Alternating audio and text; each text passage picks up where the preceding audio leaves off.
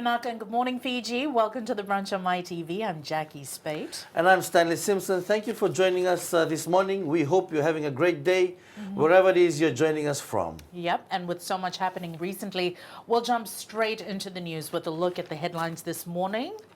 There it is. Yeah. Well, firstly, on the MaiTV website. Yeah, what's on the MaiTV website? The Parliament has passed the Landmark Act reforming Fiji's education system. And in the Fiji Times, MPs get telling off. And on the time. front page. It's about time. On the front page of the Fiji Sun, no illegal price hike. So this is, the suspicion that some people are going to take advantage of the, fuel crisis and, just try and manipulate some of the prices to go up and then all claim that it's all part of the fuel price.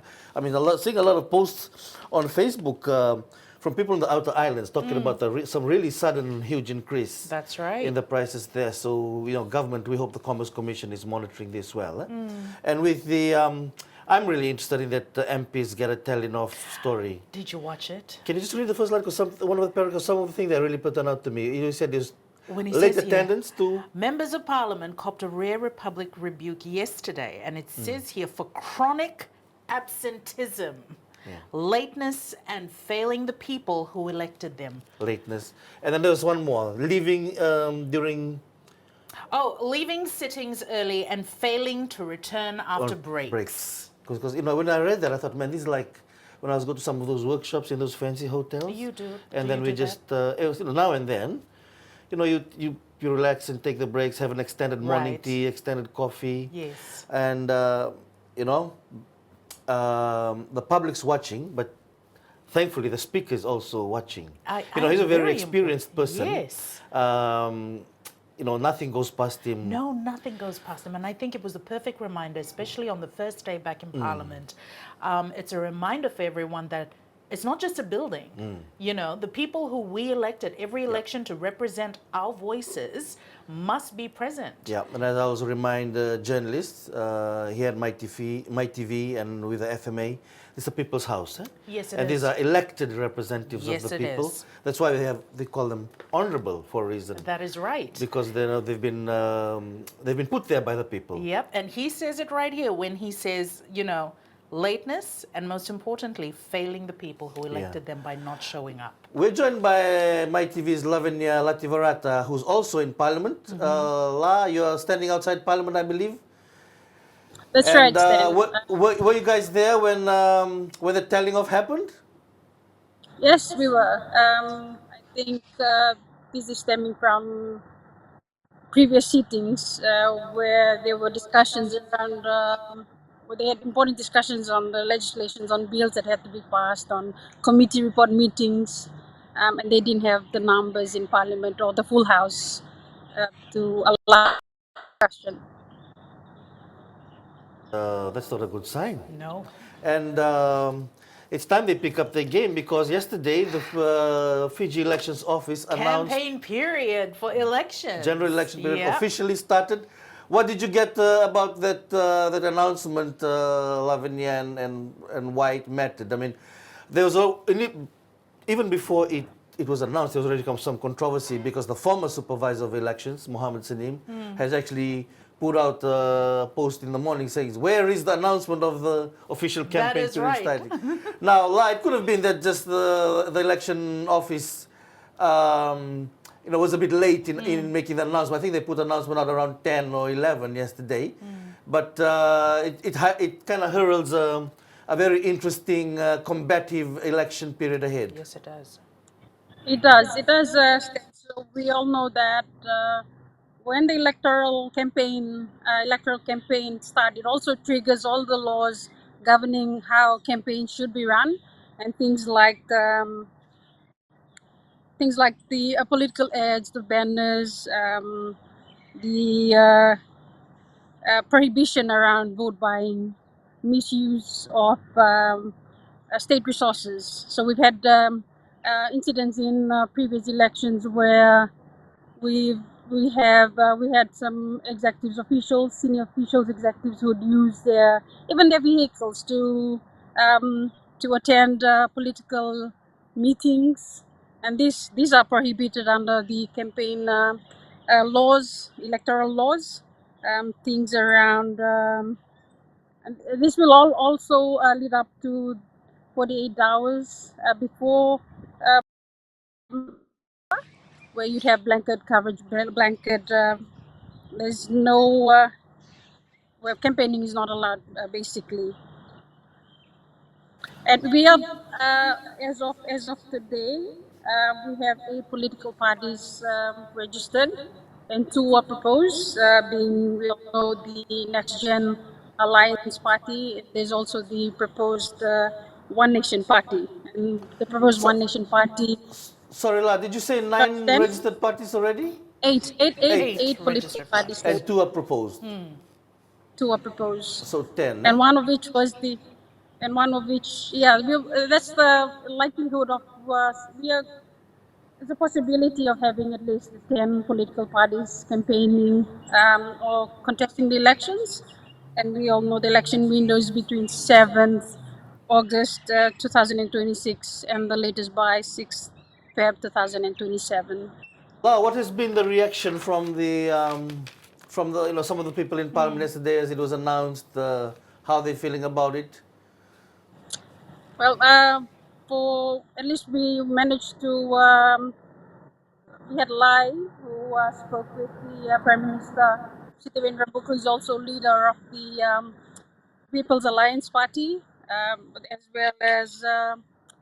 well as the People's First party leader, not party leader, sorry, Fiji People's First official being Ilaitia Ravuwai, the opposition leader at the moment. Right, we have those interviews available. Jamie, can we play them, the reactions? To ensure that your team follows through the Electoral Act of 2014 and that campaigns are followed properly. We will have to keep hammering that home to them and have more meetings. We'll have one before we allow our members to go out. So the candidates do not know who's going to be on the final list yet.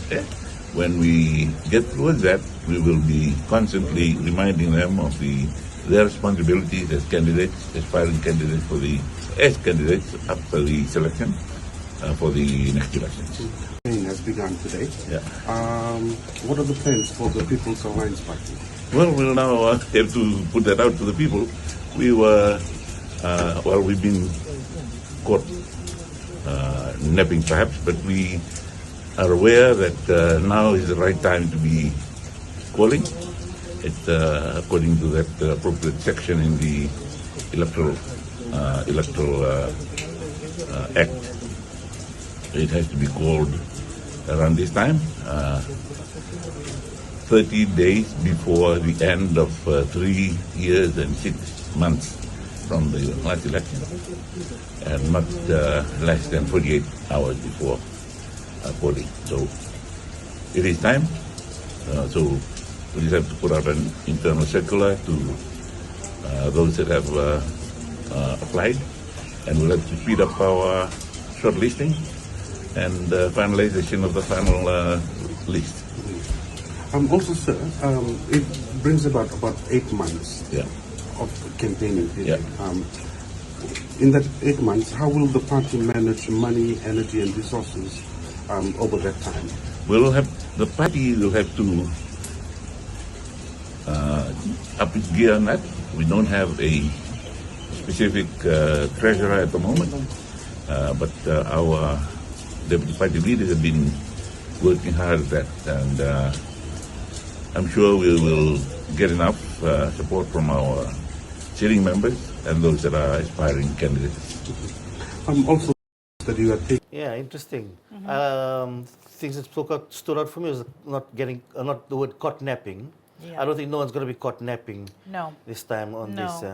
And the What are you looking forward to seeing well, with candidates who are coming out? As a voter, I'm interested in to see how they will decide their candidate list, Pep, because I think there's a lot of interest from the current ones and those trying to break in that is true. to make it into that Yeah. list, and it's going to be quite a lot of decision making to be A lot. held. So and then also that they follow the rules of the campaign. In terms of the use of vehicles, the party finances that Yes. Lai spoke about. And before we go to break, do we have Inia's video on Jamie? Serrato. Let's play Inia's before we go to break. So the elections office has announced the opening of the campaign today, sir, and just the preparations of your party towards this.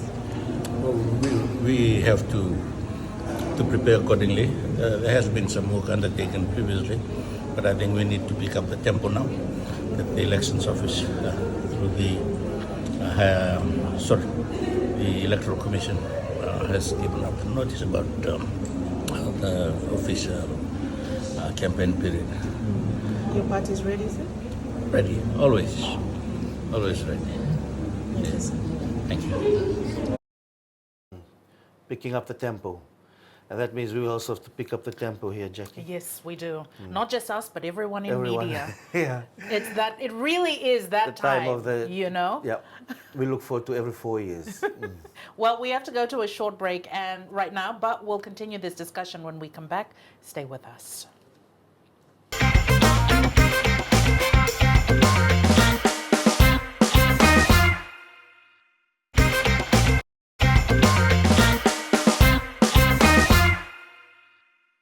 Welcome back. You're watching The Brunch on MaiTV. We hope you're enjoying the show so far.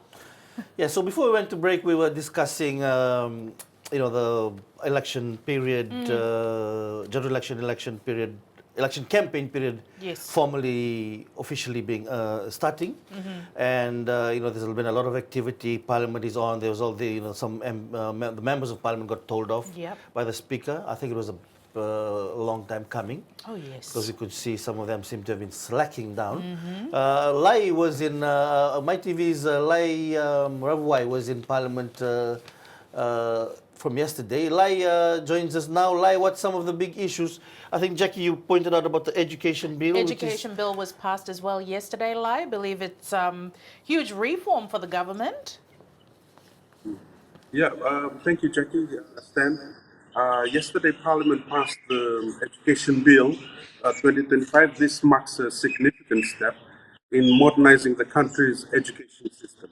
Now, the Act replaces the outdated Education Act of 1966 and two other related laws, ensuring that the education is treated as a fundamental right. Some of the key reforms under the Education Bill is strengthening the constitutional right to education for all Fijians.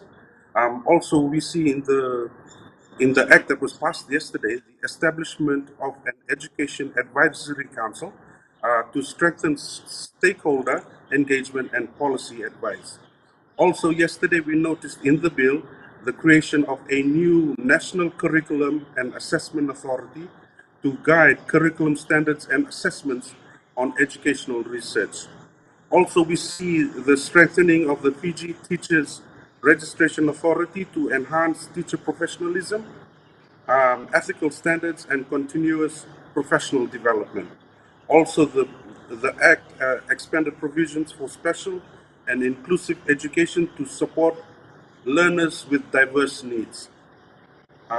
Also, the other things that you can see from the Act is greater emphasis on student welfare, counseling services, child protection, and safe learning environments. Lastly, on the matter is the alignment of Fiji's education system with national priorities and international commitments. This includes also the Sustainable Development Goals number 4 on quality education. Stan. Modernization is some, we both have Long overdue. children in school, and some of these services, I think people have been asking for a long Yes. time. Things like Yep. the student welfare, the Yep. counseling, the child protection, Yes. the right to education. I like the one learners with diverse learning needs. Yeah. That's so important. And, no wonder, this is modernizing or reforming, replacing an act from 1966.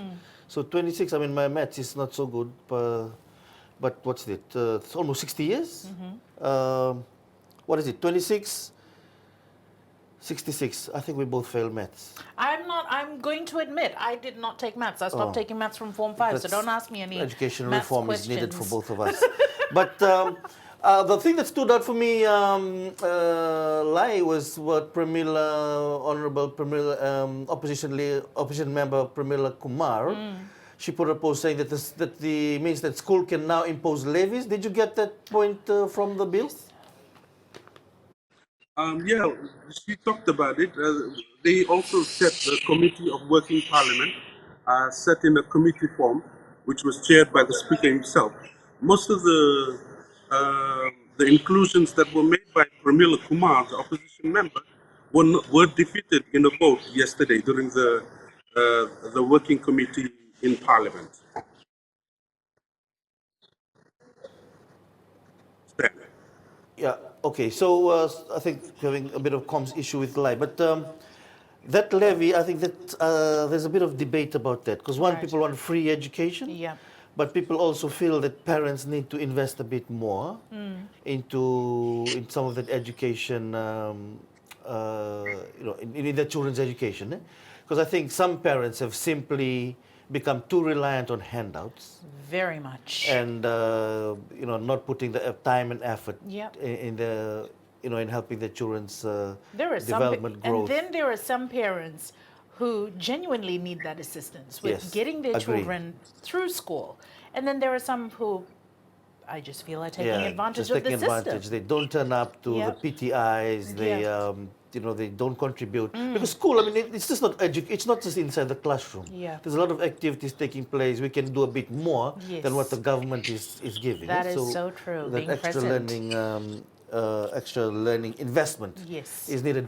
I think in taking that extra mile to develop a holistic range Yeah. in the education that we provide. A lot of the other developments coming through. We've also got our senior journalist, Lusi Banuve, also is in the vicinity of Parliament. Lusi, are you on? Yes, Lusi. So the other big thing that happened took everyone by surprise because it came out of the blue. Yep. Was the reinstatement of Minister for Youth and Sports, Chesa Saukuru. Outline what happened there, Lusi.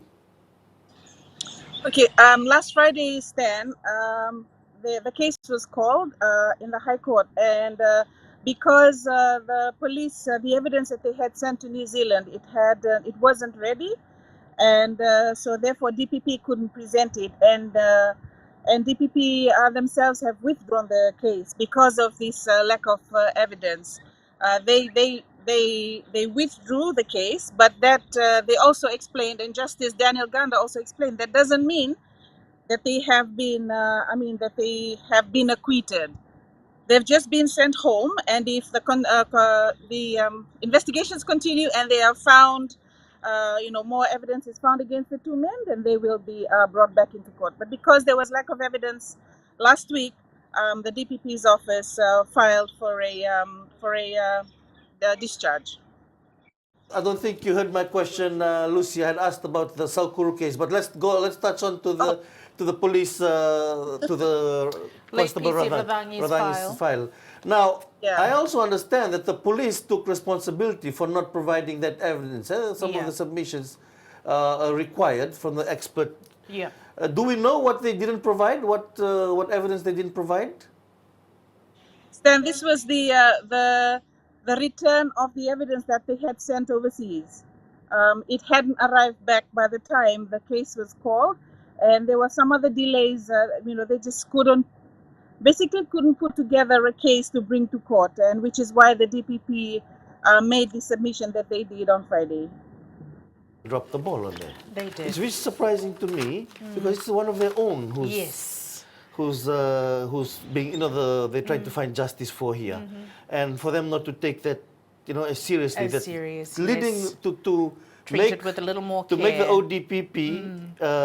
ODPP withdraw discontinue the case. That's quite something. And Lucy, I saw I think we posted it yesterday that the the police commissioner went to see the Prime Minister to explain himself. Yesterday. And I think they basically stated that they'll take some officers to task. Yeah. Yeah. But Lucy, there's also another track going in this investigation that they're investigating some police officers themselves Being involved. being involved. So Yes. how are we seeing that playing out? There's two already been charged. Yeah. I think they said when they made the charge, Lucy, that they were charged that they in what was the word? In collaboration with another person who hasn't been named or identified. Yes. Basically caused the demise of PC Radhangi. But there's also an ongoing investigation into the involvement of police officers. Is that correct? Yes, they have.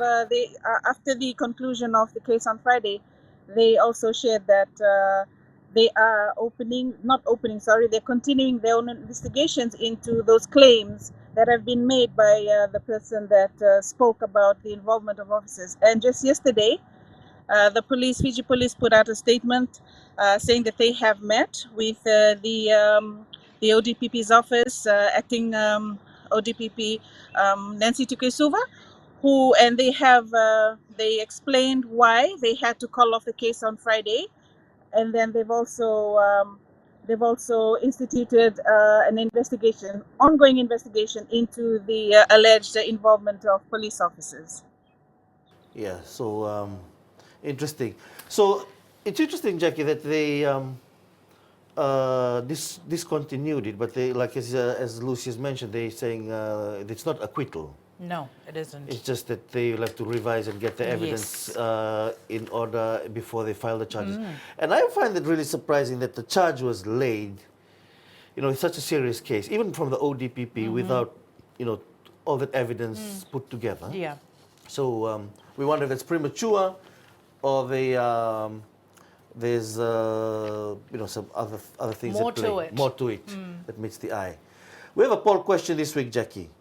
Our poll question this week, we're asking, how would you rate the effectiveness of government's latest cost of living relief measures, fully absorbing the 22.5% bus fare hike and subsidizing the new power surcharge for households earning below $30,000? We want to know your thoughts. That's so going to be an election issue. I know it. Yes. So, head over to the MaiTV Facebook page, take part in the poll question, share your thoughts with us. We'd really like to know. Yeah. Oh, also, before I forget, when you take part in the poll question, you could go into the draw to win a slow cooker from Comfort Home Furnishing. Wow. Right? And we'll be announcing the winner every week. Food always tastes better when they cook slowly. Right here on the show starting next week. Yes. So we'll go to a short break, but when we come back, we'll hear from the TNG Fiji representative and principal investor, Rob Cromb. I know Jacquee and I had interviewed him earlier, virtually. Yes, yep. But he's in the country, and then he joined Lusi and Ilaitia Ravuwai right here in studio. So you'll be getting that interview after this. That's right.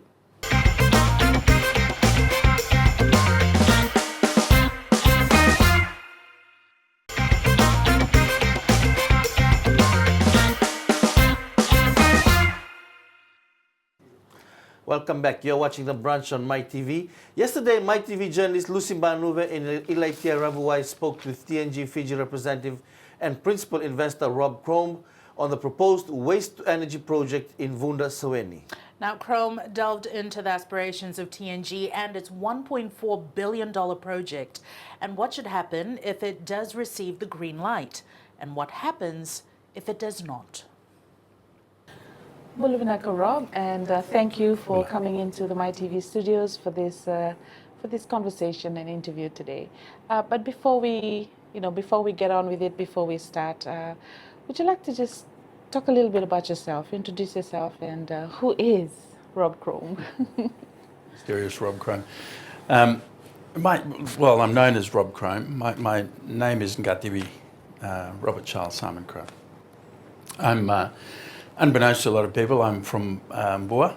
I spent the first 10 years of my life in a village, and before coming over to Suva and then ultimately heading to Australia, where I spent my later years studying at secondary school, university, and then came back when I was 20 spent about 10 months with my grandmother. I thought I'd become a rugby player for Fiji, but I was lucky enough to sort of be sitting under a tree one day, and I said to my grandmother, I think I've got to go back to Australia. I've just got this innate feeling that I'm going to start a business in Australia. And I said, don't ask me why, but that's just the sense I had. And at the time I was kind of spending a lot of time praying. We have this beautiful cross on top of a mountain in my village. It's probably my most favourite place. And I often go up there and just sit and pray. And I've had some wonderful conversations with God up there. And I think it came to me. And my grandmother had wanted me to marry someone locally, of course. She used to tell me, I don't know if I can say this, Mesaba Amundra. So I used to laugh at that. And I said to her, listen, if I go back to Australia and I try something, and if it doesn't work, I promise I'll come back and marry whoever you want me to marry. So thankfully it worked. I had my business there, and we employ thousands of people now around the world. We employ about 1,000 people here in Fiji. We've been doing business in Fiji for 30 years. And I'm grateful that I was able to bring back some opportunity here and start a successful clothing manufacturing business, and that's now exported all over the world, and build a company that's largely run by the local community. We have one expat who's like my older brother, but aside from that, everything else is run by people who we've grown in the business. And about, I think maybe about 12 years ago, we started a foundation, Catalyst Foundation, which I think just added another level to what we were doing as a business. You know, we were obviously making profits, doing well commercially, but I think we just needed something else. And the missing part for us was, what are we doing towards the community? Take the business away, what is it that we're actually doing for people in the community that we can help with? And when we started to look at the community, we really considered education as a key piece, health is another key piece, and infrastructure. And when you come from where I come from in Bua, they're lacking all of those three areas. And it was really easy for us to make some small changes in the communities, building kindergartens, supporting the hospital, some of the health centres, and then we started providing scholarships for kids who were coming into university. And you know, to me, I've built a wonderful business around the world, but I think our biggest achievement has been, you know, helping communities and supporting these kids through university and their adult life. And they are the real hero story of what my life has become. You know, people think success in business is it, but it's actually not. It's a pretty vacuous and empty kind of space. What you do for other people is really the crowning glory of anyone's life, and that's what's really driven me today. You know, and I'm really excited that I've been able to come back to Fiji and do it. We have great programs in Sri Lanka that we're also working on. We employ about 1,100 people in Sri Lanka, and beautiful community. And as we build our global business, you know, hopefully we get to do more of the same in different places. But it's an incredible ability to mix business and outcomes at the same time. And I've almost made it a mandate of what I do. If I'm going to go into something, it has to have an outcome that's beneficial to the people that live in that community. So yeah, Kaidolo from Bua, I haven't done too badly. Speak to us about the project, the proposed one, that's drawn a lot of controversial issues, that's under review by the EIA within the Ministry of Environment. Yeah. So the TNG project, when it was first proposed to me by my partner Ian, I wasn't really aware of the waste problem in Fiji. I sat and listened to what was being proposed in the technology, and the fact of the matter is that Ian had tried to do it in Australia some years ago and had been knocked back, and not for dissimilar reasons. When communities don't understand a project, There's a certain amount of anxiety, trepidation and hysteria around what this project implies and is going to do. But when you look into waste to energy, and particularly not just for Fiji, but for many countries around the world, waste is an ongoing problem. Australia, for example, produces 25 million tonnes of waste every year, and it's growing. Fiji produces 200,000 tonnes, and it's growing. And they're the reported figures. That doesn't account for illegal dumping of rubbish, random dumping of rubbish. When you think about that, you go, okay, well, I have one problem to solve, and that's to stop harming the environment. That's your first objective. So how do we stop taking municipal waste, construction waste, and dumping it in an open landfill next to villages, next to communities, next to children, waterways, etc.? Well, you've got to clean them up. And then when people put the second part of this equation together, which is as you remove the rubbish from landfill and from waste, and you put it through this technology and convert the energy generated from burning the waste into electricity, there's a really big benefit for whatever community that this technology is placed into. So you remove waste and you generate electricity. And then if you look at Fiji and you say, okay, well, how does Fiji get its electricity? Well, about 50% of our electricity comes from hydro. And hydro is probably one of the smartest things we did, and we did that some time ago. And I think it's a great solution going forward. I think hydro should be a bigger focus as we move forward, where it can be applied, because it's a good source of energy, it's a cheap source of energy, and you can do small hydro plants around the country, which I think will help some of the outer islands and even parts of Viti Levu and Bono Levu. So it has to be part of the strategic framework of Fiji going forward. We can't have waste. We don't have a big land mass. Our biggest income earning program is tourism. And so if we want tourism to come in, they have this picture of Fiji, which is beautiful, clean, environmental. You know, you fly in on Air Fiji, there's these beautiful pictures of the sea and people diving and people surfing and all of those things. Well, you don't want that turned into what is now our reality, and that we have a number of very large open landfill dumps where things are now causing real environmental damage, health issues, seeping into the water table and seeping into the ocean. So what this project actually does is takes waste, converts it to electricity, and will account for about 40% of Fiji's electricity production when it's up and running.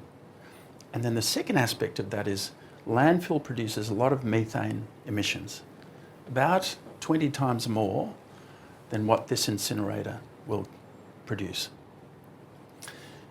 And if you take that away, the methane emissions that are coming out of this landfill, and then you look at the diesel imports that we currently import to create electricity, it's not a bad thing, but it's been our solution to bring in diesel. But we have a solution that's available to us that removes the use of diesel to generate electricity, removes the methane emissions from these landfills to generate electricity.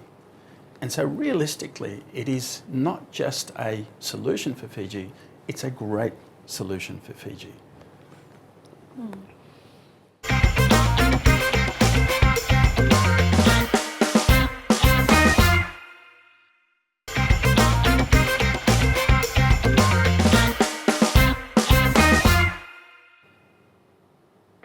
You spoke about how Australia didn't endorse the project back in Australia. What difference is there that would allow maybe Fiji to say yes to the proposed project? Sure. So when the project was proposed, the technology is already being widely used around the world. It's very clean technology. So people have to understand that what you're generating here is clean and sustainable electricity. The reason why the project was knocked back was simply this: people didn't understand it. And there's always going to be community hysteria. You're bringing rubbish, you're burning, you're doing this. Australia now has 2 of these plants operating. There's a third one being constructed. And there is about another 4 to 5 that are in plan. So what Australia rejected 10 years ago and is now widely used across the world, there's I think almost 2,700 plants worldwide. Some of them are in the centre of cities. They're in the centre of Paris, they're in the centre of New York, the centre of these big cities. Places like Denmark derive almost the majority of its energy comes from waste to energy. And Denmark is so proficient at it that they bring in energy from neighbouring European countries and they produce clean electricity. So what Australia rejected some years ago is now irrelevant because Australia is now adopting this technology. So the fact of the matter that it was rejected doesn't necessarily mean it was bad, it just meant that they didn't understand it. You know, with a project of this magnitude, in terms of monitoring and the evaluation of it, how do you plan to have that carried out? So you mean when the plant is Yes. up and operating? Yes. So these plants have to operate at the highest safety standards, European Union safety standards. In fact, the monitoring of these plants will be done directly with the Department of Environment when it's up and running. Okay. These plants have incredible features that simply shut the plant down when there's any issue around any environmental impacts. Safe to say that these plants have been operating for many, many decades now in many countries around the world. Japan, Singapore now is a big proponent of waste to energy. And Singapore is a really interesting example. I often point to Singapore. But these plants are monitored 24 hours a day, 7 days a week through technology. They simply have to be. As are all of our facilities, the diesel facilities, the hydro facilities. And because we're dealing with waste, there's an additional level of scrutiny that the Department of Environment will want to scrutinise on an ongoing basis, and that's fair. Because it's so beneficial, because there are high standards that we have to operate under, I think it should remove the fears from anybody going, well, you know, what happens if something goes wrong? Well, these plants are designed to operate at above 90% capacity and to the highest EU standards, and they will close if there's any issue. And the fact that these plants run better when they're monitored better means that even as an operator, we need to ensure that it is run to the highest possible standard because that optimises obviously the output and the profitability of the operation. Anything that's allowed to operate at a substandard level not only affect the operation, will affect the profitability. Okay. You know, should it go ahead because of the area that it'll encompass?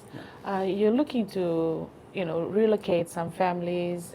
You know, what are the steps and processes? What are things that you've planned for that? Yeah. So I think first thing people have to understand is it has to be approved by the Department of Environment. That's the whole purpose of the EIA. So until they say yes, no, maybe with conditions, whatever the case may be, we won't be able to take the next steps until we actually have some form of approval from the Department of Environment. And then the next steps beyond that, if we were to conditionally get a yes or an absolute yes from the Department of Environment, our biggest concern will be, okay, well, we need to make sure that it's built and built properly. The residents in this area, it's not a one-way conversation, it's a two-way conversation. They'll need to be looked after, they'll need to be compensated. What we bring to the table is something that's new.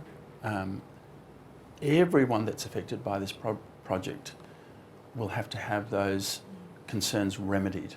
It can't just be a project that comes along and gets built. Now, I understand people in the community will say, well, you know, you guys will end up just doing what you want, because in certain instances in the past, a lot of projects have been done that way. But, you know, I'm Fijian. I think people misunderstand what it is to be a Fijian. You know, you have relationships, village relationships, cultural relationships. And so when I'm sitting opposite the people from Vuda and those villages, Lawaki and Vesoso and Vunato, the outcome for me as a Fijian is really important. Like, are we displacing people from their homes? Okay, well, what's the alternative? And I'm going to push really hard to make sure that everyone that's affected by this project is going to get fair and decent compensation, and that the outcome pre this project is going to be far better post the project. That's the whole purpose of this. It must deliver something for Fiji that's better than what we have today. So you can imagine, just from my point of view, what I'm trying to do is get rid of landfill. I can tick my box there and go, well, that's great. I'm trying to create a foundation of our energy future. Right? Fiji must, in some senses, control its energy future. We have to be in charge of ourselves. Right? Our hydro dams, they belong to us. Our diesel, that's imported. We're not in control of that. Those generators are not imported. So every time we turn on these lights, we can't depend on oil coming in, because that makes us very vulnerable. So we get rid of our waste, we create our own electricity, but it must be done to the benefit of the community. Tourism, especially tourism. No one's going to do this at the cost of tourism, because that's our lifeblood, right? But this will put hundreds of millions of dollars back into our pockets as a nation, and also generate electricity. And that's why I'm so passionate about this project. And people who are fighting me on this project, I just don't think they understand. And I think they have to weigh up the balance, on balance. What is it that we're going to do as a nation going forward? Do we want power independence? You know, do we want open landfills? Do we want to continue importing diesel until our tourism numbers double or triple? I mean, that's going to cost us a fortune. And so I think we've got to get on the front foot. Forward thinking is so important for our country. If you see the problem today, what's it going to look like in 10 years? If you look at electricity today, what's it going to cost us in 10 years? We're not in control of diesel oil prices. What happens if that doubles? What happens if the war goes on for another 6 months, 1 year? What happens if oil prices stay high? I mean, we're so exposed. And when we can take control of the issue, when we can wrestle back there was also our another own matter destiny that this into our project, own even hands, before it's why aren't we gone fighting for further, it? it's already received the endorsing of the Fiji's High Commission to Australia, saying that it has government backings. Would you be able to speak to that on that front? Yeah, sure. I mean, just because the government supports in principle an idea doesn't necessarily mean it's going to proceed. I think if you're coming with a project that's worth $1.4 billion of investment into the country, you want to know that it's got broad support from the government. And so obviously the first conversations you're going to have are to work within the framework of government to say, look, this is what we've got in mind. Is it of interest? If the government was to say no, that's the heads of government and ministries, of course we walk away. There's no point. But if the government says, look, broadly we support it, but you're going to have to jump through the EIA process, it is what it is. But that's really the process that we followed. We understand that we clearly have to jump through the EIA process, and we don't know what the outcome of that's going to be. But no person who comes in with $1.4 billion to invest is going to go, well, you know, shouldn't we ask the government first? Right? Everyone's going to do exactly that. And yes, it had broad support, but that was it. That didn't necessarily guarantee us anything, and that's the risk that we've taken. And also, explain to people that the Department of Environment has the EIA going. Yes. And in the case they say no, the project doesn't go forward. We walk away. We might ask why. I mean, you're always going to want to know why. We've spent millions so far putting the project up.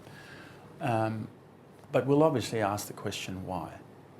And if those, and something that we discuss within our own company, and say Ian and I'll have a conversation about the no, and if there's reasons why the government has said no, or the Department of Environment has said no, what can you do? We go on to the next project. Ian and I are very busy. There's plenty to keep us busy, so we'll just move on. There's also a technical review committee that sits tomorrow. Speak to that a little. Well, that's effectively us presenting to the technical review committee all aspects of the project, and then obviously from that point onwards they will deliberate on all aspects of what we've presented, and I assume that they've gone through the EIA thoroughly. So I imagine the questions, will be very technical, and we've brought our all of our engineers here, and some of them will be available online. There'll be a big committee ready to answer the questions of the Department of Environment. But the process of that is really for the ministry to start evaluating and the government to start evaluating what is this project about. They'll ask their series of questions. They'll deliberate after we leave, after our presentation. Including tomorrow's meeting with the TRC, what is the timeline that has been given to you?